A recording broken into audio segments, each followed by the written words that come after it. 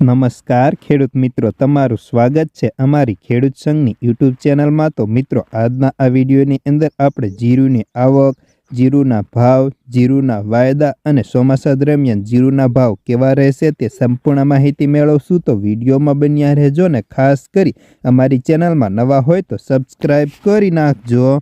તો મિત્રો, સૌપ્રથમ જીરુ વાયદા અને બજારથી શરૂઆત કરીએ તો જીરુ વાયદામાં આજે ખુલતાની સાથે સામાન્ય સુધારો જોવા મળ્યો હતો। તો જીરુની આવક ઘટી હતી અને ભાવમાં પણ પ્રતિમણે 25થી લઈને 50 રૂપિયા જેટલો સુધારો જોવા મળ્યો હતો।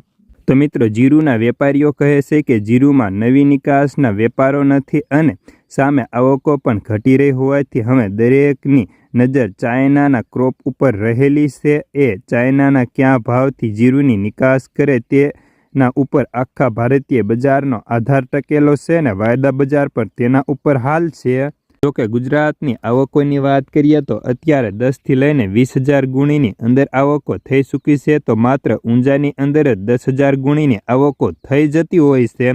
જ્યારે ભાવની વાત કરીએ તો અત્યારે જીરુના ભાવ તેની ક્વોલિટી મુજબ સુપર જીરુમાં 5,400થી 5,700, બેસ્ટની અંદર 5,300થી 5,500, મીડિયમમાં 5,200થી 5,300, તો એવરેજની અંદર 5,000થી 5,200 અને ચાલુ જીરુની અંદર 4500થી 5,050 રૂપિયા સુધી બોલાતા। તો ચાલો જાણી લઈએ હવે વિવિધ માર્કેટની અંદર જીરુના ભાવ કેવા ચાલી રહ્યા છે તેમ।